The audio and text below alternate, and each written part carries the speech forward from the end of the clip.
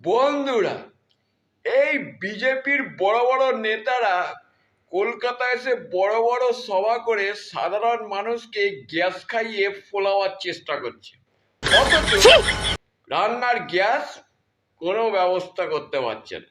হ্যাঁ, কি সর্বনাশ! গ্যাসের পুরো সিস্টেমটাই নষ্ট হয়ে গেছে। মানে গ্যাস আপনি বুক করতেও পারবেন না, এমন অবস্থা হয়েছে।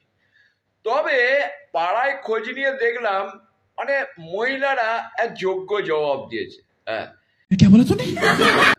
লক্ষ্মীর ভান্ডারের টাকা দিয়ে তারা ইন্ডাকশন কিনে নিয়ে বিন্দাস রান্না বান্না চালাচ্ছে। একদম অনেকে তো বলতেও শুনলাম যে এই লক্ষ্মীর ভান্ডারের বিরুদ্ধে যারা, তাদের মাথায় না মুখে পড়ুক বাজ। কি করে